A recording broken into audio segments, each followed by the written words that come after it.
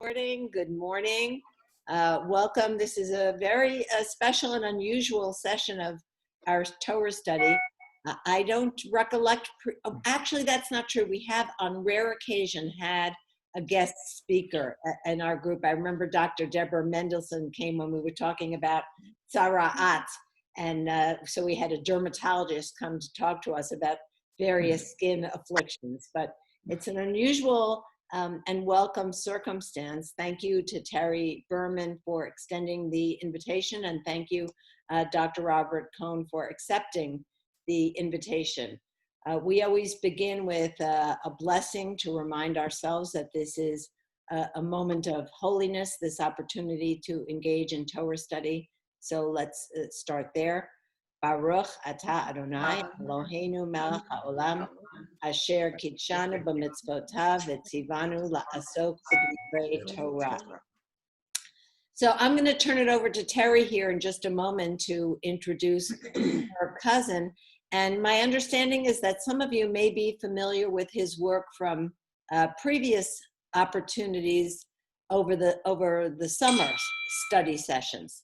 So, this may be a reintroduction for some of you. But Terry, why don't you tell us about the family connection and whatever you know about Professor Cohn's work, and then Professor, will turn it over to you. We did make available the chapter that's up in the chat, The Other in Jewish Thought and History. So everyone has had the opportunity to read it, but I would not assume that everyone has read and digested the article. Sure. I would like to say before I go on that if anybody else has Felix's problem of reading it like this, if you transfer it or download it to your files, it'll straighten itself up and it becomes readable. Except it doesn't become readable because it's in some kind of PDF code. How do you change that to a Word? Okay, you're beyond me. Talk to James privately. I turned it around. Want me to save it and put it back in the chat?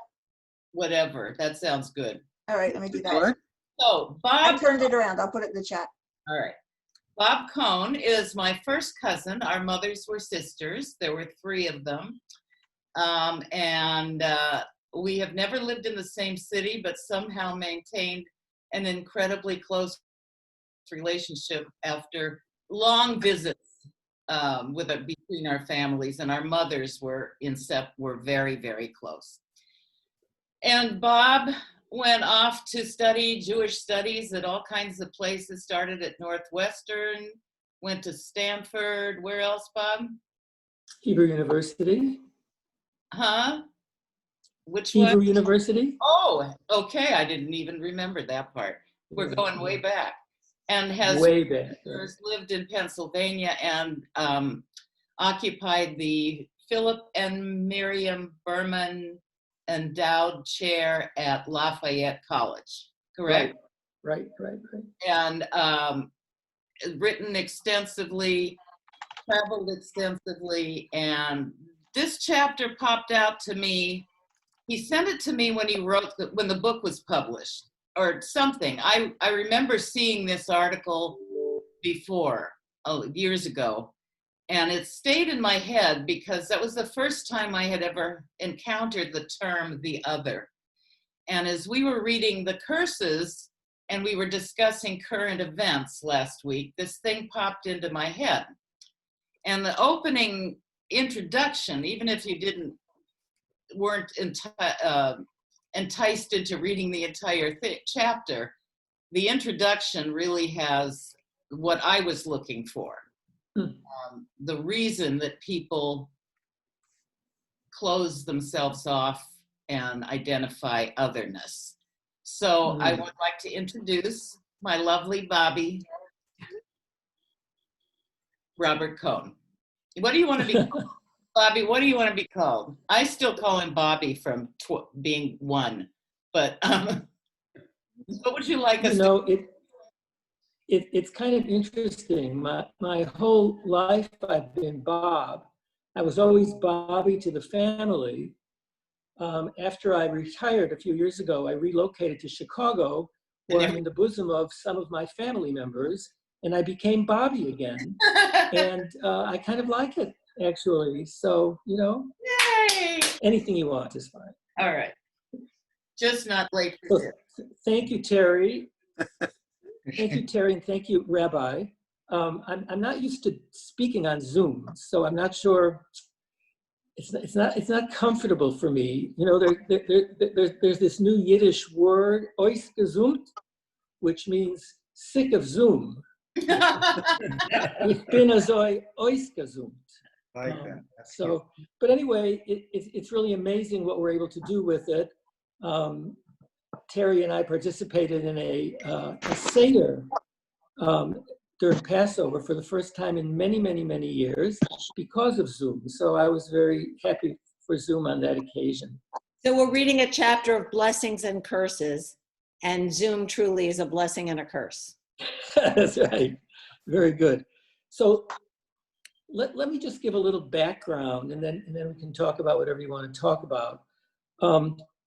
So I'd actually pretty much forgotten this book chapter until Terry reminded me of it. It's from 1994, which is like a lifetime ago. I knew it was a long time ago, but Yeah. And I reread it and I said to myself, God, that wasn't really so bad. There was an idea there that really was sort of mature in a way, I suppose. Anyway, I suppose that my interest in this idea of the other grows out of a lifetime interest in Jewish identity, what it means to be a Jew, how we identify ourselves as a Jew, how we distinguish ourselves from others, and how even within the Jewish tribe, Jews distinguish themselves from each other. So I think that's part of what catalyzed my interest in the idea of the Jew, of the other in the Bible, because othering, or seeing outsiders as somehow different from us, is something that begins in the Bible, for sure. So I wanted to talk briefly about three concepts: identity, memory, and the other. So when we talk about identity, we sometimes think, we have an identity, it's kind of fixed, we know who we are as individuals, we know who we are as Jews, but in fact, identity is always changing, it's always in flux, it's always responding to the circumstances in which we find ourselves. So certainly the case with being a Jew, modern Judaism in its various iterations is radically different from Judaism at any other time in its history. There's no essence to Judaism, but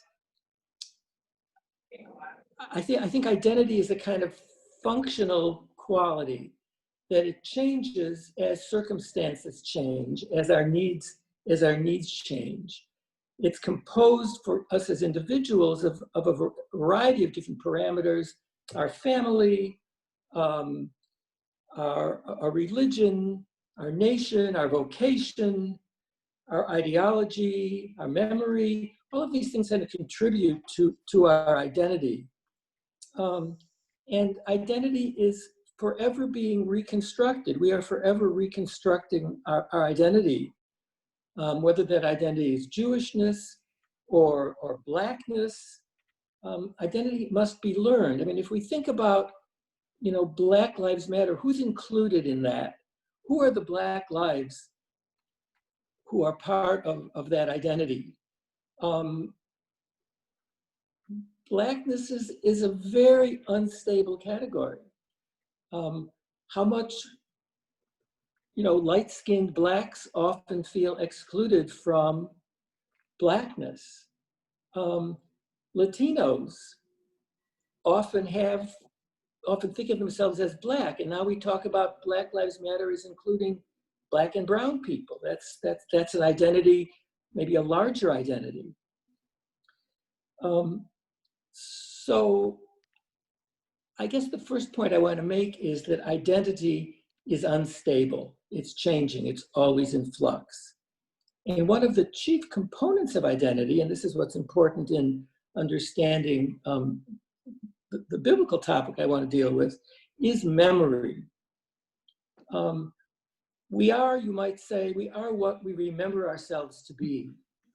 The stories we tell of our past, the myths that we rely on to tell us who we are an important part of our identity. There's one quote I like from an anthropologist named Stuart Hall. I'm not sure I used it in this article that you read. He says, identities are the names we give to different ways we are positioned by and position ourselves within the narrative of the past. Let me say that one more time. Identities are the names we give to different ways we are positioned by and position ourselves within the narratives of the past. So what we choose to remember of the past in large part determines who we are, our identity. So if we think, for instance, of the foundational Jewish touchstone of memory, the Passover Haggadah, what do we tell ourselves? In every generation, they, how does it go? They rose up against us to destroy us, right? Well, historically, that's not true. You know, it didn't happen in every generation. In fact, it happened fairly rarely. The first 1,000 years or so of Judaism in the Christian era, there was anti-Semitism, there was anti-Judaism, but there wasn't any sort of large-scale people rising up to destroy us. But that touchstone is such an important part of Jewish identity. Never mind that it may not be historical. That's who we are. Or the other important phrase in the Haggadah, every generation must regard itself as having been delivered from Egypt. So what we choose to remember about ourselves largely determines who we are. You know, just this week, this whole issue with Confederate statues came up again with the declaration of the governor of Virginia to remove the statue of Robert E. Lee in front of, is it the governor's mansion, the city hall, the governor? It's a public place. I don't remember. Yeah, it's a public place. Who are we as Virginians? That statue tells us who we are. We are heirs of Robert E. Lee. We are the Confederates. You know, to take that away is just attacks the very basis of what many Southerners, many Virginians think themselves as being. But So we make a choice.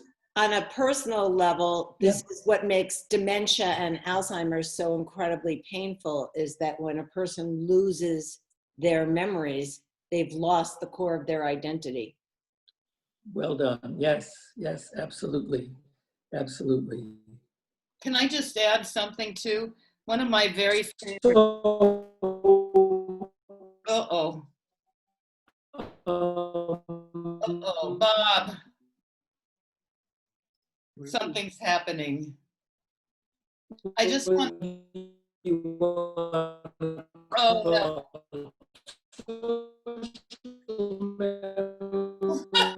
I've never heard this. It's like sitar music. Imagine. This sounds somewhat Left-hand corner extraterrestrial. of your computer, lower left-hand corner, there's a little mute thing, a little microphone. Press the little microphone. we know, Myra. Okay, I wanted to add something here. Please. Bobby, Yeah. can you hear me? Yes, I can. Okay, I think it was Chaim Ganat, who is one of my very favorite people in the world, said something in one of his writings that I posted on my wall for almost all the time I was in the classroom and also when I was mentoring. Children are like wet cement. Whatever lands on them leaves a lasting impression. And I think that's what you're saying here, is that we are, Well, whether, even when we're unconscious of it, everything that lands on us or around us leaves an impression and changes the status of those memories. That's it. Yeah. I mean, Oh no. in that sense, we're all children, aren't we? It's a product of made upon us, and this and are made of people. So I muted everyone, and I'm seeing if Bob can just unmute himself, and maybe that will be helpful.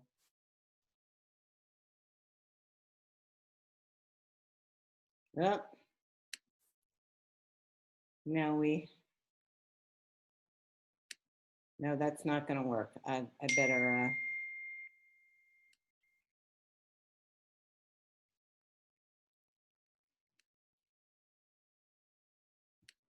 All right. Okay. I lost what Terry had said there. It was all garbled. All right, Terry, you want to repeat what you said? You were talking about children and the wet cement.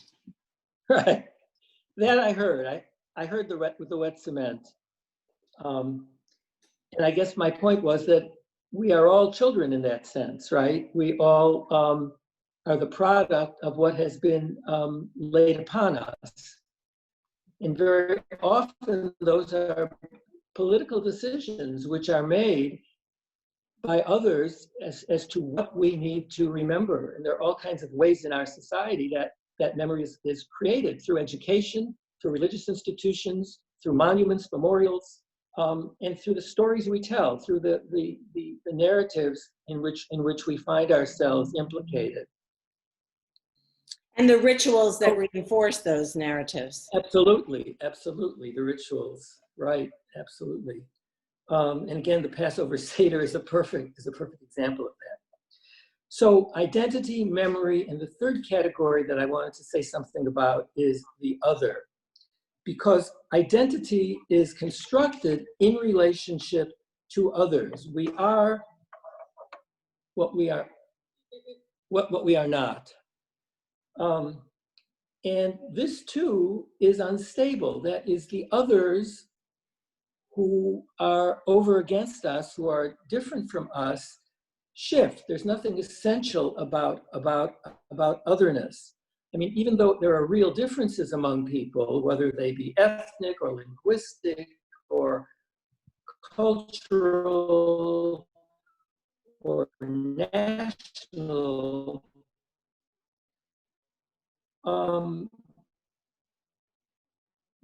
those are not really this for otherness.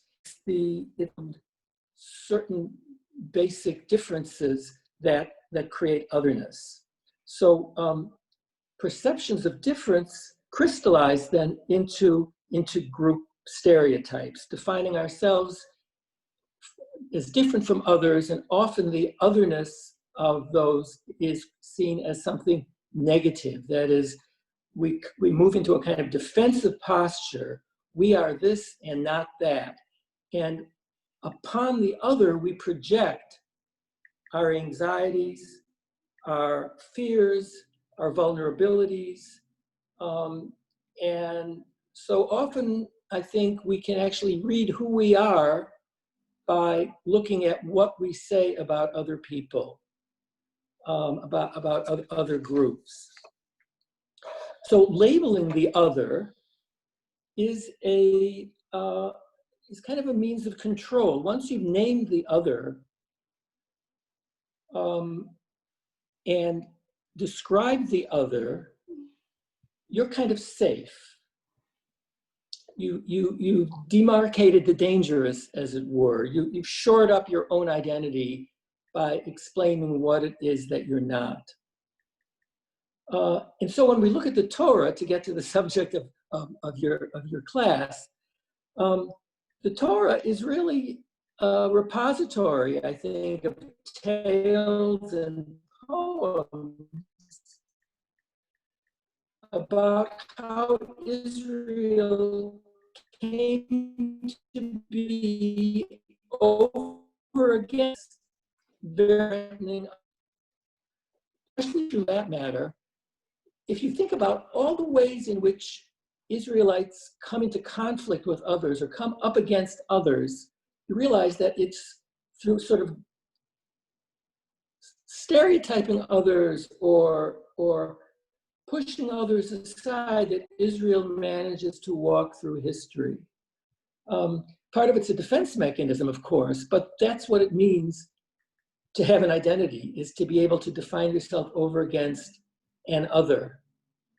I suppose, the contemporary question is, can we appreciate an other in his or her otherness without seeing the other as somehow dangerous or threatening?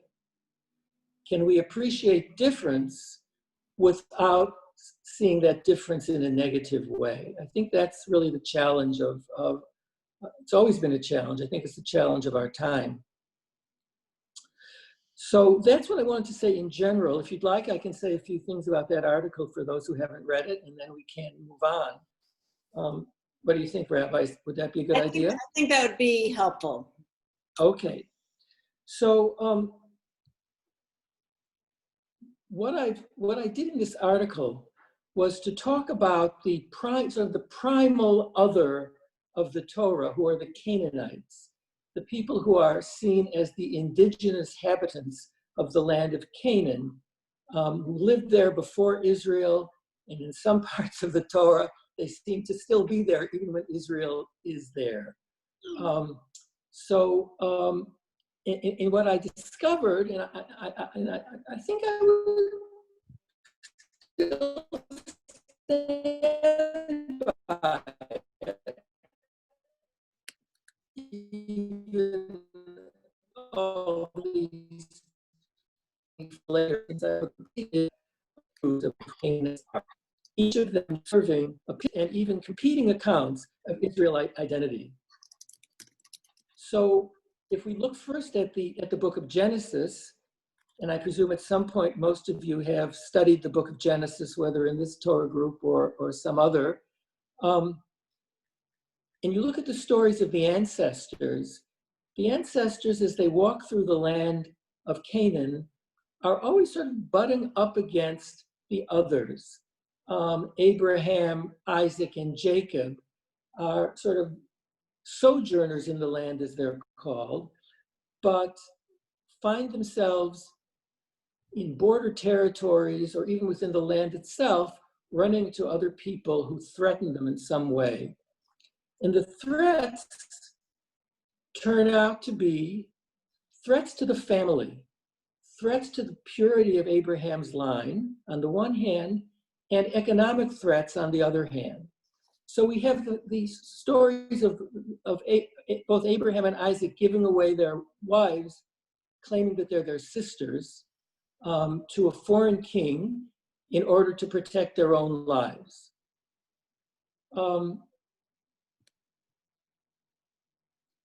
So the mothers run the risk of being sexually exploited by the foreign kings. Abraham gives Sarah to Pharaoh, and in that one case, it's pretty clear that he actually does, he stops her, and she comes out okay eventually. And as a result, Abraham, the Pharaoh feels terrible about it when he realizes what's happened, and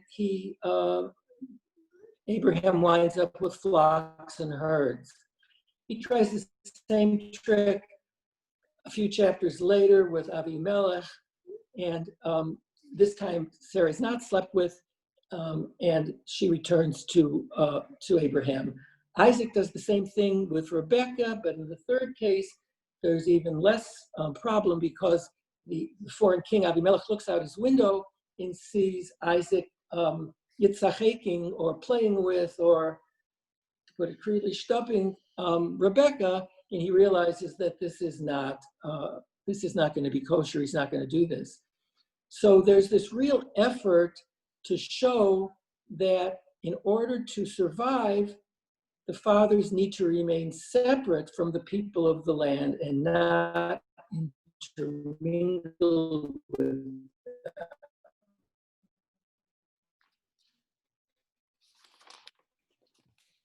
There's one final example, which is even a more extreme case. When you're to a foreign land, you're of the land for your own protection. And in order to do that, you sort of give away your women to the people of the land, and it forms a bond with them.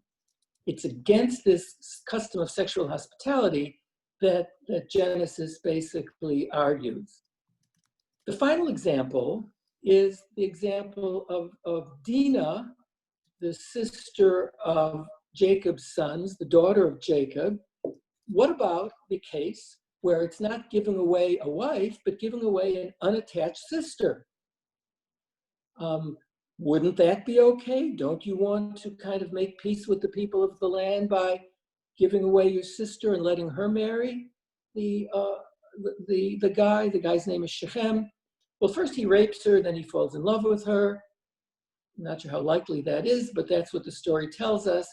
But the brothers are furious, and they say, okay, you can have her, but in order to do that, you all must be circumcised. The men of Shechem agree to this, but then Jacob's sons murder them all when they're down in pain from the circumcision, and they take their sister home and say, shall our sister be treated as a whore? The answer is no. So there's a unwillingness to in any way mixed with the people of the land sexually, ethnically, and create some kind of an ethnic bond. So there's a family story here, a myth which tells us that the family of Israel kept itself pure, kept itself separate. Also economically, remember the story of Abraham buying a plot for his wife Sarah after she dies. And Ephron the Hittite in the land says, oh, just take a plot. It's, you can have it. Okay, if you insist, pay $10. Oh, well, maybe 20, maybe 30. And Abraham says, no, I will buy it, right? And so the land is not something that he's just going to take. He's not going to have any economic debt to Ephron the Hittite. And Jacob is not going to have any economic debt to the people of Shechem either. So this is really the first of the ways in which the Canaanites are otherized, as it were, that they are seen as an economic and a sexual threat to Abraham and his family. The second myth is,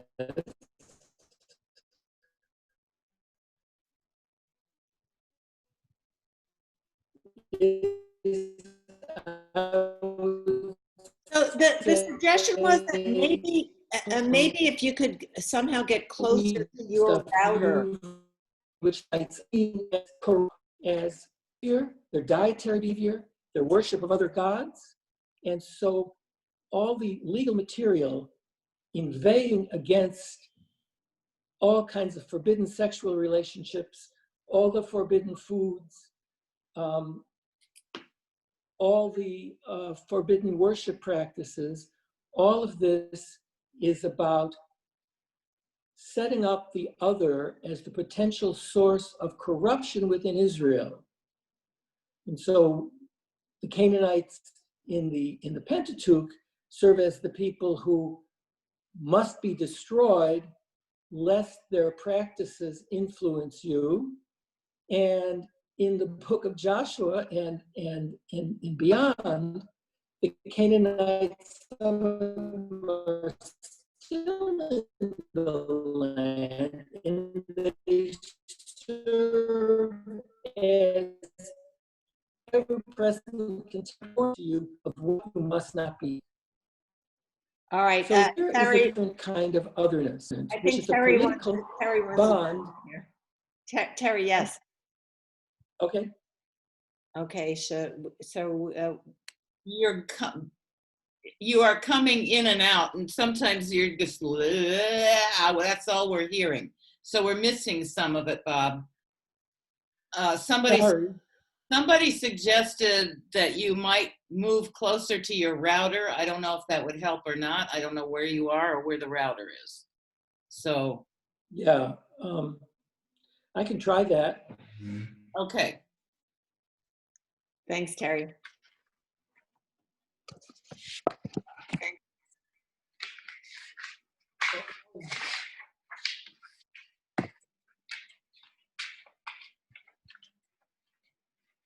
You know where your router is? Yeah, Oh, good. okay. All right, let's see if this is the fix. Yeah, so I So don't know you were what you heard. talking What about did kind you of the demonization of the other, as the narrative develops. Right. So basically, there are two different versions of that demonization. One demonizes the Canaanites as Sounds better. people who threaten No. the family integrity of Abraham, and who, can you hear that? Yeah, it's better. Good call, John and Leanne. Okay. Okay. I'm actually only looking at the rabbi. I can't look at all the people at once. It makes me nuts. So if people are trying to get my attention, I'm not seeing it. All So right. I'm only looking at the I'll person who's try to speaking, or monitor in this that. case, the rabbi. Thanks. I'll let you know when if people want to jump in. Okay.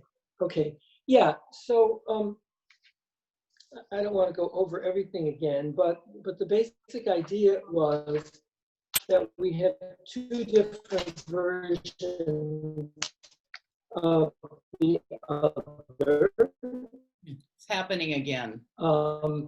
two different versions of the Canaanites.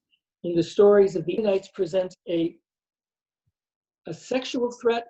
They threaten to exploit the fathers sexually and economically. Sexually by taking their wives, economically by enveloping them in the land and forcing the fathers to somehow be economically dependent upon the Canaanites. So you're talking about in the earlier texts now, is that right? Genesis. In Genesis. Okay. Just Genesis, right? So the stories of the fathers trying to protect themselves by giving their wives away to the kings, one to the king of Egypt and one to Abimelech, the king of the Philistines. And that is rejected. The wives are returned, in one case harmed in the case of Sarah, in the other case not harmed in the case of Rebecca. And the fathers are rewarded economically by God for having not given up their wives. So the idea is to protect the family purity. So what we have here is a myth of origins, which I would call a family myth. Who is Israel? Israel are the descendants of Abraham, who have been kept ethnically pure forever. That's who we are. That's what that myth is about. We are the Yeah. So we're losing you again. Once Bob, time out. Mixed. The Canaanites are seen as verse and sorry. Yeah. So the sound quality is cutting in and out, and we're struggling to capture every single word. The next suggestion was, is there any chance you could sign out and sign back in, and let's see if that is helpful. Okay. All right. Thanks for bearing with us. We appreciate it. We just want to get every word here. Right. Okay. Let's see.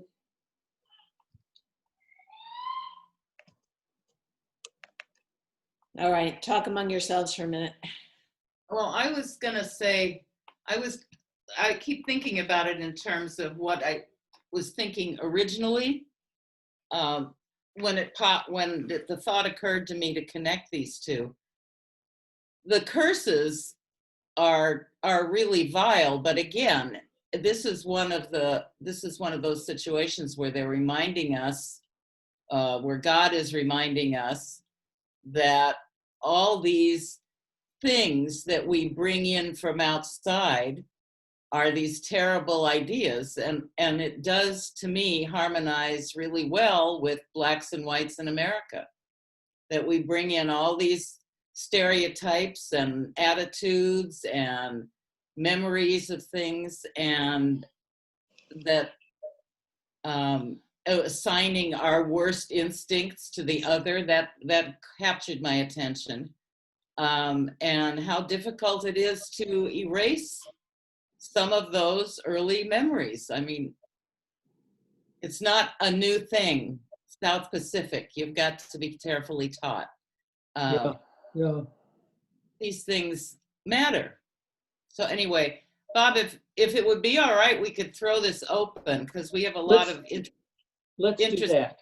Yeah, so Okay. the first thing I want to do is look at David Flax put a comment up in the chat. So let's take a look at what he has to say, that in many tribal groupings, the adoption of the wife as a daughter or son-in-law as a son is done to raise the social status within the tribe. A son or daughter is one step closer to the tribal leader, the outsider. Do you want to say more about what you're thinking there, David?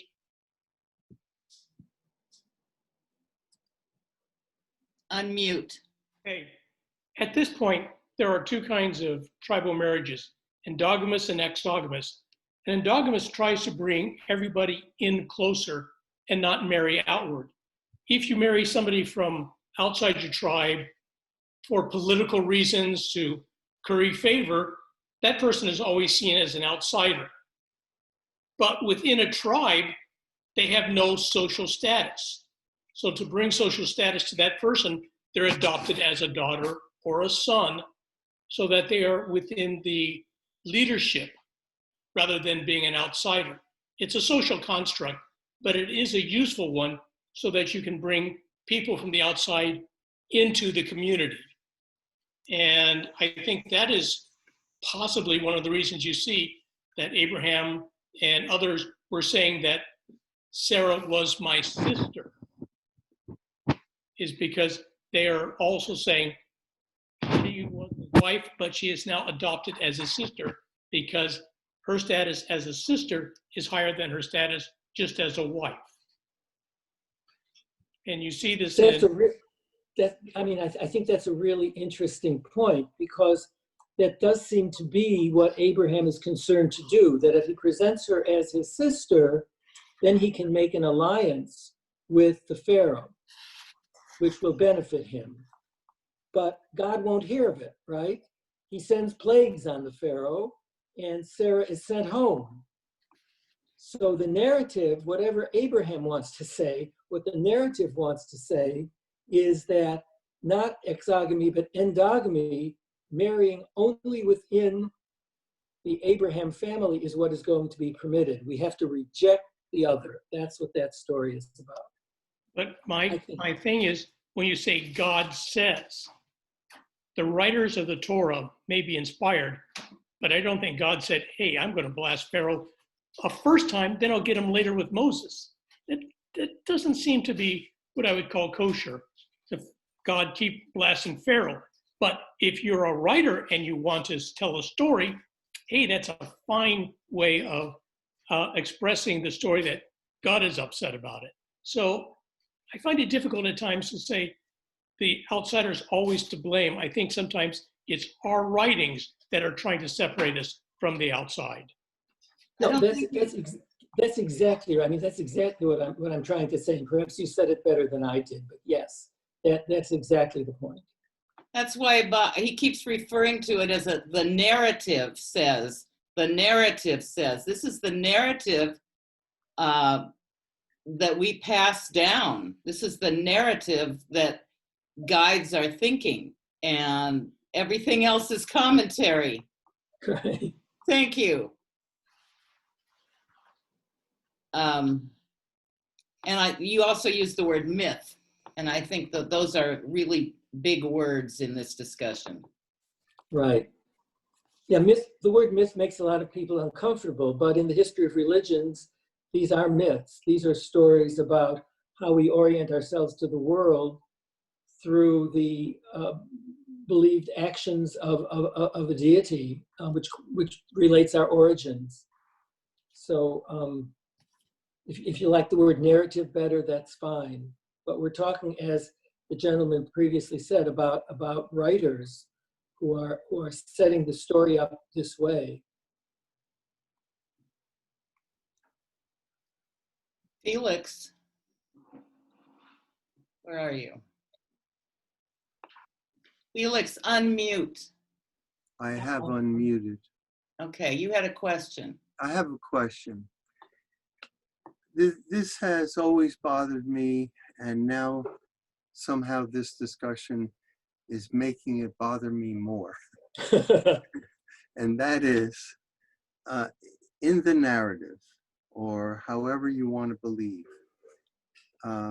is there anything that justifies our invasion of Canaan other than God instructing us, or we are being told by the writer that we are to go into the land and it will be ours?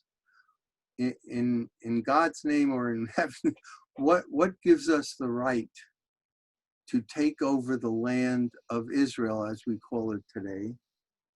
And I'll just add, from my own perspective, I've always felt that we have avoided something there as a people in terms of self-examination, and also that somehow what's embedded in the story is that the Canaanites were made to pay for what the Egyptians did to us.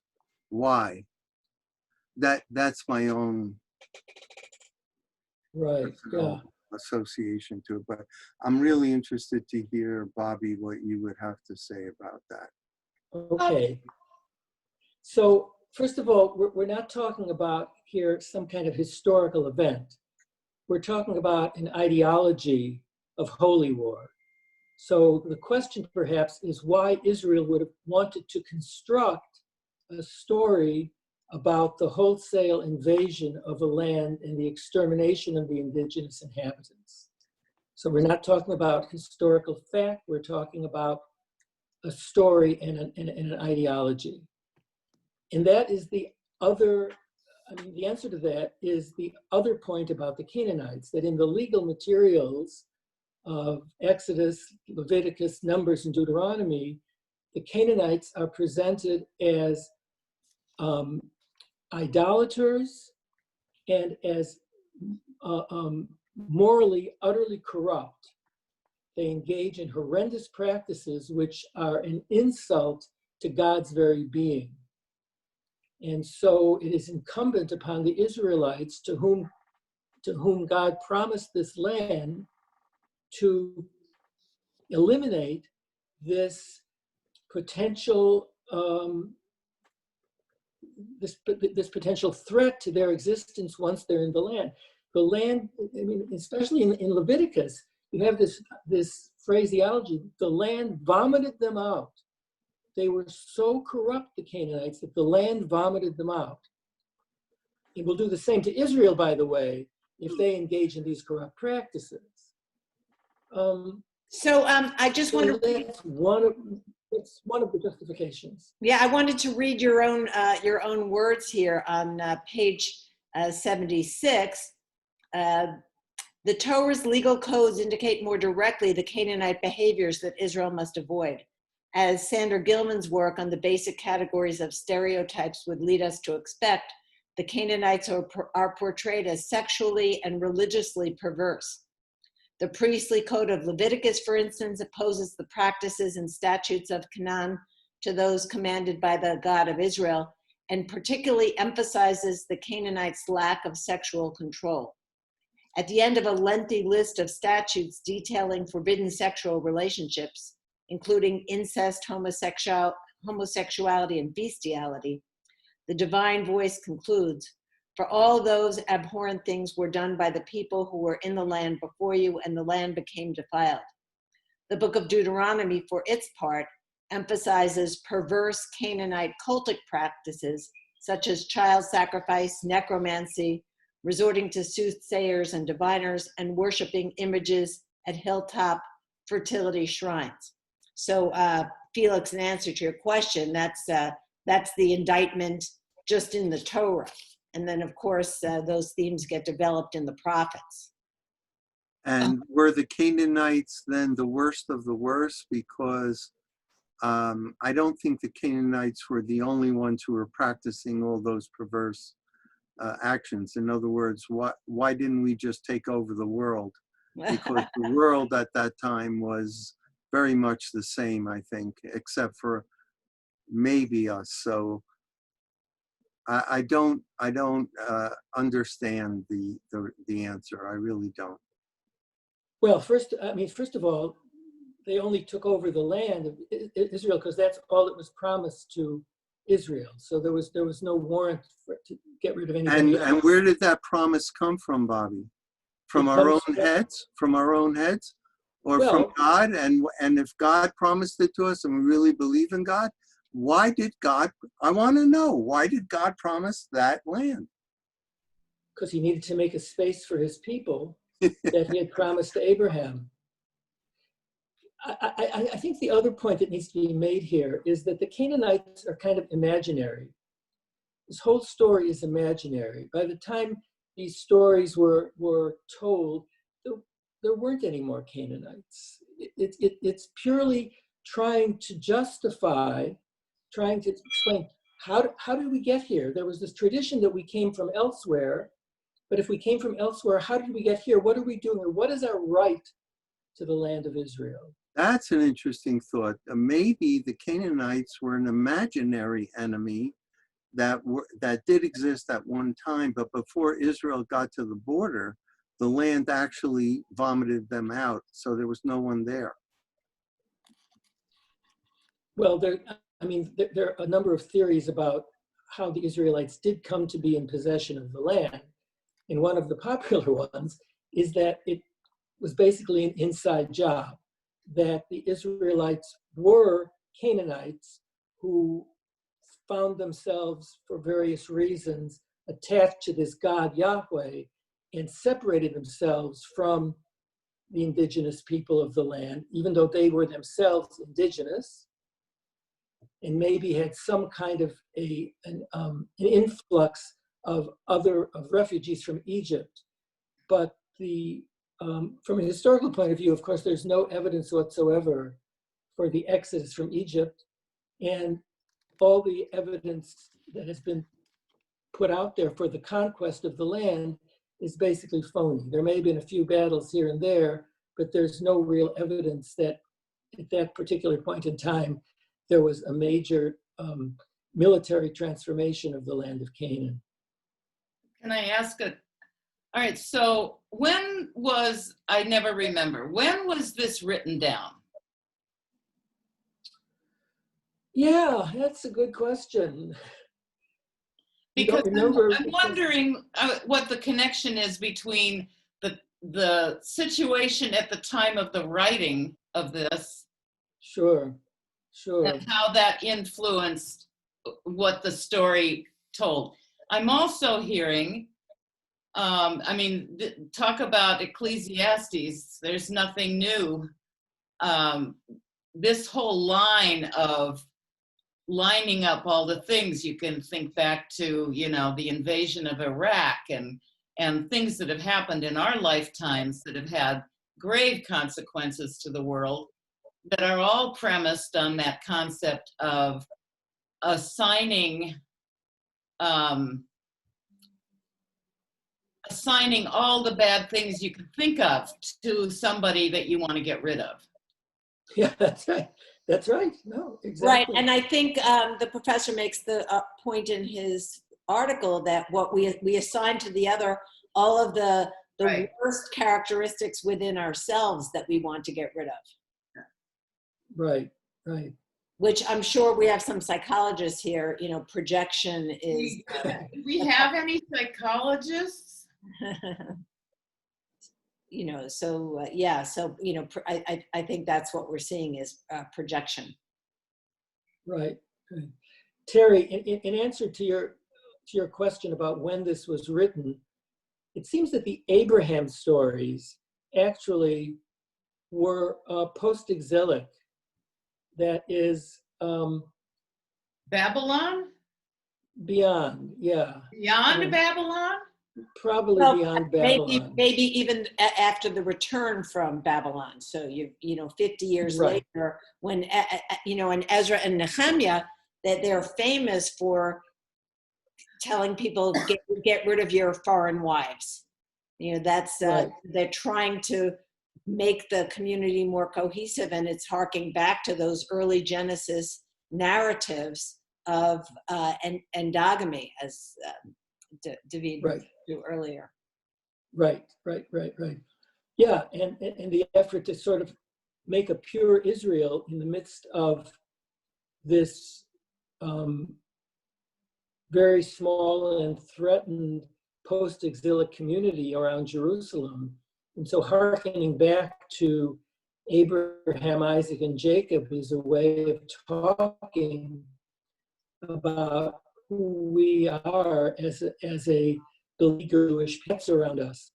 So it's not that some of that material wasn't sort of talked about or carried on earlier, but in terms of the writing of the Abraham stories, it's probably post-exilic. All right, James, tell us about how Frankenstein parallels all of this. James, you're an English teacher, is that correct? I was, yeah. I mean, I was just thinking a lot about Victorian literature while you were talking just now, because this idea of otherness and identity and projection is pretty well trod there. And what I just wrote was that if you look at Frankenstein, Shelley writes the creature not as monstrous in and of itself, but perceived as monstrous because to Frankenstein, to his creator, it is a projection of the monstrousness within himself. So we see that there. Very and nice. Pretty much any like 19th century British novel that you're going to look at has some version of that in it. Mm. And then there's also the case of Dr. Jekyll and Mr. Hyde, where you Sure. have two people, one person as two others. So, Yeah. I mean, Stevenson's duality is pretty well grounded in that. Mm-hmm. Oh, James and John, I didn't even think to connect the two of you, but I bet you have a natural affinity. You another English teacher? Geeks? Yeah. So we have only a couple of more minutes. Is there another question or comment before I just would like to spend a couple of minutes shifting into the contemporary takeaway?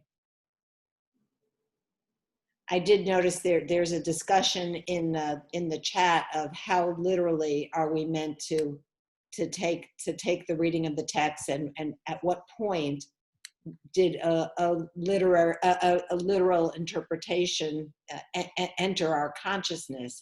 I don't know the answer to that, but final questions or responses.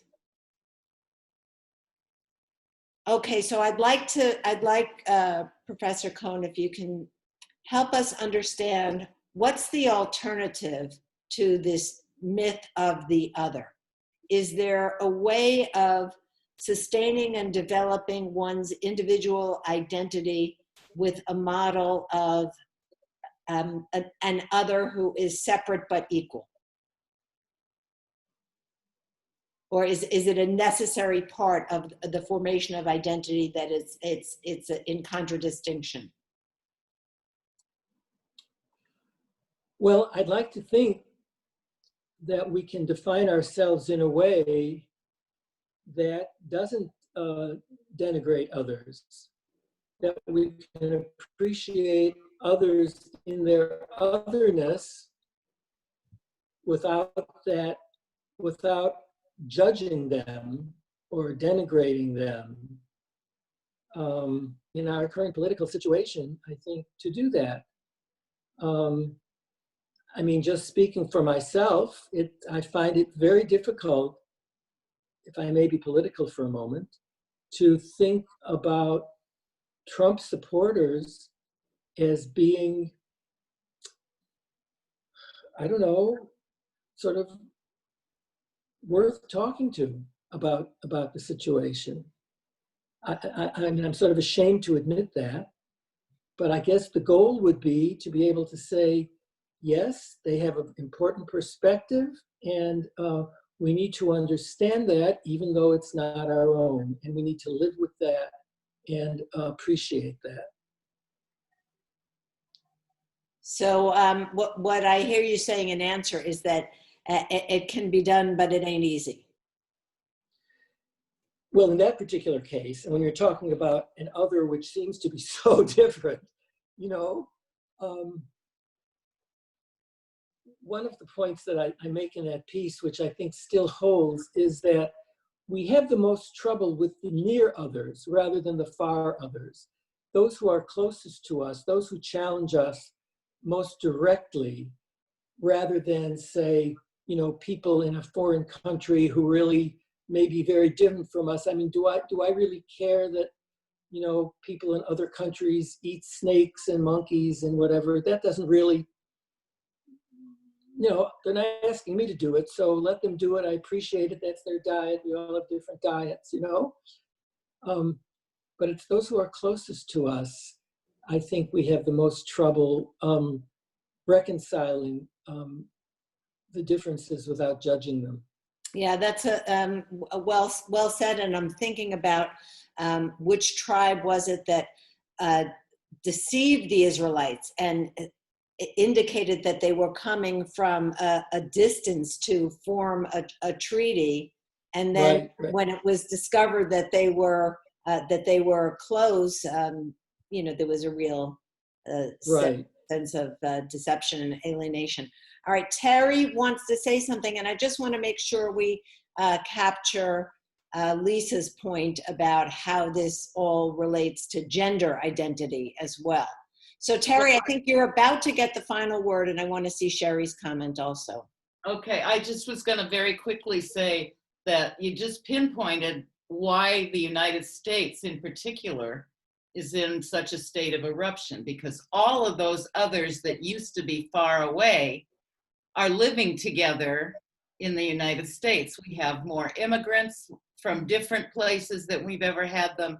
We have, you know, people coming, we have foreigners, we have every color of skin in the world, and we have gay people who are out and among us and walk the streets every day. And those are challenges to some people's walls. They're protective barriers because there aren't any anymore, and they're Yeah, that's excellent. So, to the sense of self. And Sherry sent a private note just talking about the concept of chosenness, which I think we addressed a couple of weeks ago. You know, how do we reconcile our own sense of being the chosen people without the understanding that others then are not chosen, that chosen not only means different, but means essentially better in some way. So we are out of time. A final brief comments. Thank you all for joining us and for bearing with the technology challenges. Thank you, Dr. Cohn, for joining us and for dealing with the technology. When you came back in, it was better, so that was a helpful good. suggestion. Thanks a lot. I appreciate the chance. Yeah, we will be back to our regularly scheduled program next week. This link, which you all managed to eventually find your way to, is our link moving forward. We're going to pick up next time in Leviticus 26, 20 and 21, just continuing our examination of these curses. So with that, Shavua Tov, Oseh Shalom B'Mamav, Hu Ya'aseh Shalom, Aleinu V'Al Kol Yisrael V'Imru, Amen. Amen. Have a great week, and let's see, my next Zoom is with many of you is Wise Aging on Wednesday at 1. So you're all invited to that, and socialize while distancing on Thursday. Thank you, Rabbi. Thank See you. you Zoom. Thank you. Thank you, Bob. There. Yes. Thanks. See you Zoom.